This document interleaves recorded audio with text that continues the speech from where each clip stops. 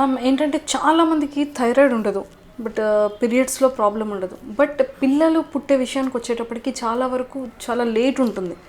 వాళ్ళు ఎంత ట్రై చేసినా కూడా పిల్లలు అనేది పుట్టకపోవడం అంటూ జరుగుతూ ఉంటుంది. అంటే ఎక్కువగా ఎందుకు అలాంటి సిచ్యువేషన్స్ జరుగుతున్నాయి అంటారు ఇప్పుడు present ladies? That is something called idiopathic infertility. మనం అన్ని కాజెస్ ఎవాల్యుయేట్ చేసుకున్నాక కూడా అసలు మామూలుగా మనం టు బీ ఫ్రాంక్ మాట్లాడుకోవాలి అంటే మన ప్రపంచంలో జరిగే ప్రతి విషయాన్ని మనం తెలుసుకోలేం. సో మనం తెలుసుకున్నదే 10%. When you read the universe or when you read the earth whatever, మనకు తెలిసిన నాలెడ్జే ఇంత. ఆ నాలెడ్జ్ కూడా సైంటిస్ట్ అంతా ప్రూవ్ చేసి డివైడ్ చేసి మనమంతా we are getting educated in what is the science. Okay, so మనకు తెలిసింది చాలా తక్కువ. అందులో కనుక మనం చూసుకుంటే ఈ కాజెస్ అన్ని పక్కన పెట్టుకుంటే there is something called idiopathic infertility. ఇందులో ఏంటంటే ఏ కారణము ఉండదు కానీ ఇద్దరు కన్సీవ్ అవ్వట్లేదు. ఓకే, సో అలాంటివి చాలా చూస్తూ ఉంటాం మేము కూడా. మేము అనుకోవడం ఏంటంటే మెయిన్గా the stress to have children. Okay, stress that వాళ్ళు పెళ్ళైన కొత్తలో అంతా రియలైజ్ అవ్వరు. ఆల్రెడీ ఇప్పుడు లేట్ పెళ్ళిళ్ళు 30లకు చేసుకుంటున్నారు, కెరీర్లో సెటిల్ అయ్యి I want to be independent అంటే I want to be independent, that thing is coming up now. So already late marriages. 25 వరకు మన ఎగ్ క్వాలిటీ చాలా బాగుంటుంది అనమాట. 20 to 25 the egg quality is excellent. After 25 మన ఎగ్ క్వాలిటీ కానీ వీర్యకణాల quality కానీ sperm quality అయినా కూడా that goes on decreasing. So the chances of mental retardation children is very high. So అట్లా 1 in 50,000 25 years నుంచి స్టార్ట్ అవుతుంది. తర్వాత 1 in 35, తర్వాత 1 in 20, 1 in 15 అట్లా ఇంక్రీజ్ అవుతా పోతూ ఉంటుంది. సో ఆ 30 yearsకి వాళ్ళు పెళ్ళి చేసుకున్నాక and after that they want to enjoy their married life 1 or 2 years. Then gone case. అప్పుడే అంతా ఏమేమి యూజ్ చేయాలో చెండాలం అంతా యూజ్ చేసేస్తారు. ఐపీల్ అంటారు, ఇదంటారు, అదంటారు, మాకు మా అబోర్షన్ కావాలి, మేము ఇప్పుడే పెళ్ళి చేసుకున్నాం, మాకు వద్దు అని అంటారు.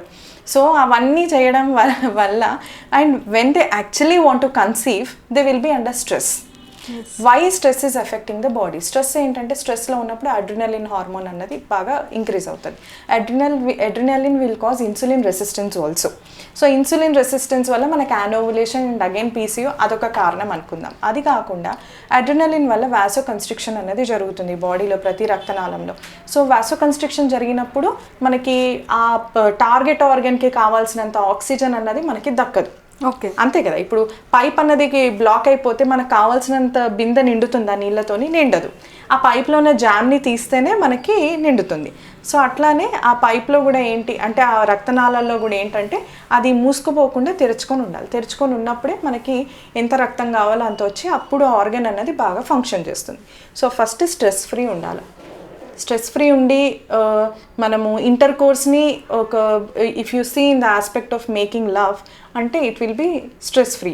లేదు ఇప్పుడు నేను కన్సీవ్ అవ్వాలి, ఖచ్చితంగా నేను చేయాలి అనుకుంటే దే వోంట్ కన్సీవ్.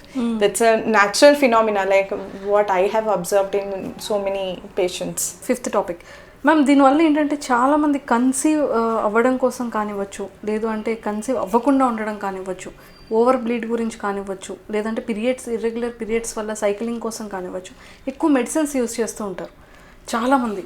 ఏది వచ్చినా కూడా అయ్యో ఓవర్ బ్లీడింగ్ అయిపోతుంది, స్టమక్ పెయిన్ అయిపోతుందని దానికి మెడిసిన్ యూస్ చేస్తారు. అయ్యో ఇన్ టైంలో రావట్లేదని చెప్పి మళ్ళీ 21 days సర్కిల్ టాబ్లెట్స్ ఒకటి యూస్ చేస్తుంటారు.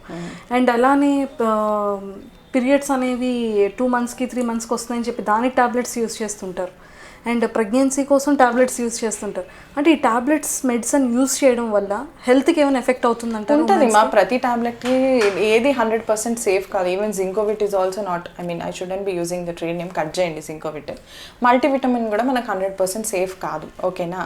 సో ఈ టాబ్లెట్స్ అనేవి ఏంటంటే for not more than 6 months అన్నది మనం వాడకుండా చూసుకోవాలన్నమాట. You should only take help of the tablets ఈ విషయంలో. అదే హార్ట్ విషయంలో అదంతా నేను హెల్ప్ అని మాట్లాడను. Just because this reproductive system you should take the help of the hormones. But ఎక్కువ శాతం మనమే వర్కప్ చేస్తూ ఉండాలి. మన బాడీ ఎక్సర్సైజ్ చేసుకోవడం, వెయిట్ లాస్ చేసుకోవడం, దానివల్ల 90% of the problems will be solved. So మనకి ఈ మందుల మీద అంత డిపెండ్ అవ్వాల్సిన అవసరం ఉండదు. It is only helpful for those who are lazy actually. Okay, or any premature ovarian failure, అట్లా ఒవేరియన్ ఫెయిల్యూర్ ఉన్న వాళ్ళ హెల్ప్ అవుతుంది. ఎంత హెల్ప్ అయినా కూడా 6 నెలల కన్నా ఎక్కువ వాడితే ఏంటంటే రక్తంలో చిక్కదనం అన్నది పెరిగి మనకి చిన్న చిన్న ఉండలుగా ఫామ్ అయ్యి థ్రాంబో ఎంబాలిజం అన్నది రావచ్చు. దానివల్ల స్ట్రోక్ రావచ్చు. సో హార్మోన్ థెరపీ తోటి అదొక సైడ్ ఎఫెక్ట్ ఉంటుంది. So definitely we won't suggest for more than 6 months. అలా సో మోస్ట్ ప్రాపర్లీ అసలు ఈ మెడిసిన్స్ అనేవి యూస్ చేయకుండా ఉంటేనే బెటర్ అంటారు. బెటర్ మనకి కనుక అంటే ఓవేరియన్ ఫెయిలియర్ అలాంటివి లేకపోతే ఎస్ డెఫినెట్గా యూస్ చేయకుండానే work on your body, it will give it back. Okay.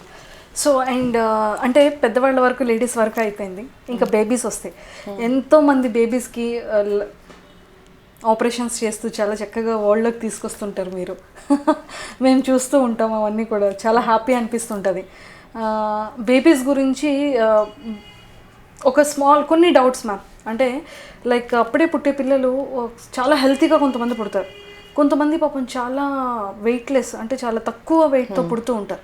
అంటే వేరియేషన్స్ ఎందుకంటారు? అంటే మదర్ ఫుడ్ తీసుకునే దాంట్లో ఉంటుందంటారా, లేకపోతే అలా ఉండొచ్చు. ఫస్ట్ ఏంటంటే మనము చూసుకుంటే constitutionally small, if mother is small, mother చిన్నగా ఒక చిన్నపిల్లలాగా ఉంది అంటే వాళ్ళకి జెనెటిక్గానే అది స్మాల్ స్టేచర్ అనేది వాళ్ళకి జీన్స్లోనే ఉంది. సో అలాంటి వాళ్ళకి కూడా చిన్నపిల్లలు పుట్టే అవకాశం ఉంటుంది. ఇంకొకటి ఏంటి అంటే ఇది నార్మల్ ఫిజియోలాజికల్.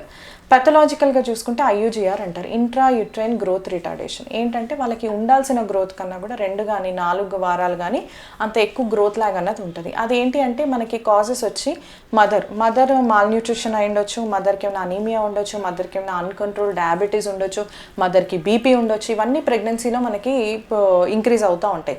సో దానివల్ల బిడ్డకి రక్త సరఫరా అన్నది సరిగ్గా జరగకుండా బిడ్డ సైజ్ అన్నది తగ్గుతుంది. అంతేకాకుండా మాయ అంటే ప్లెసెంటాలో కనుక క్యాల్సిఫికేషన్స్, కాల్షియం డిపాజిట్స్ కనుక ఎక్కువ ఉండి దాని మెచ్యూరిటీ కనుక కొంచెం ఎర్లీగా వస్తే, సో దానివల్ల అంతేకాకుండా కొన్నిసార్లు ప్లెసెంటా ప్రీవియా అంటారు, అబ్రప్షో ప్లెసెంటా అంటారు. ఈ 2 కండిషన్స్ కనుక ఉండి ఆన్ అండ్ ఆఫ్ బ్లీడింగ్ అయితే కనుక ప్రెగ్నెన్సీలో అలాంటి వాళ్ళకి కూడా బ్లడ్ అదంతా తగ్గి బేబీకి రక్త సరఫరా, ఆక్సిజన్ అవన్నీ తగ్గి కూడా బేబీకి అంత గ్రోత్ అన్నది ఉండదన్నమాట. సో ఇట్లాంటి కారణాల వల్ల కూడా మనకి కొంచెం అన్హెల్దీగా small for gestational age babies, అంతేకాకుండా టార్చ్ ఇన్ఫెక్షన్స్ అంటారు, toxoplasma, rubella, cytomegalovirus, herpes virus, ఇలాంటి ఇన్ఫెక్షన్స్ ఉండడం వల్ల కూడా మనకి small for gestational age babies అనేది పుట్టడం జరుగుతుంది. So these are the pathological conditions. ఇవన్నీ మనము during the time of pregnancy కనుక రూల్ అవుట్ చేసుకొని దానికి కరెక్ట్గా మనము వీక్లీ డాప్లర్స్ కానీ బైవీక్లీ డాప్లర్స్ కానీ దానికి చేసుకుంటూ బేబీకి బ్లడ్ సప్లై బాగుందా లేదా, ఎప్పుడన్నా డిస్ట్రెస్లో ఉంటే టైమ్ ఆఫ్ డెలివరీని మనం కరెక్ట్గా చేసుకుంటే గనక అది ఈవెన్ ఆఫ్టర్ డెలివరీ ఆల్సో దానికి NICUలో కూడా దాని మంచి గ్రోత్ ఉండే ఛాన్స్ ఈరోజు మనకి నియోనెటాలజీ టెక్నాలజీ అయితే చాలా బాగా వచ్చేసింది. సో ఈవెన్ 500 grams బేబీని కూడా చక్కగా 1.5-2 kilos వరకు మన NICU సపోర్ట్తో మనం తీసుకురాగలుగుతున్నాం. So medical things are getting upgraded. So anything is possible. Yeah. Hi, this is Punarnavi Bhupalam. Please share, like and subscribe Mirror TV. Do subscribe to Mirror TV. Thank you so much. Hi, this is Nagashaurya and please subscribe to Mirror TV.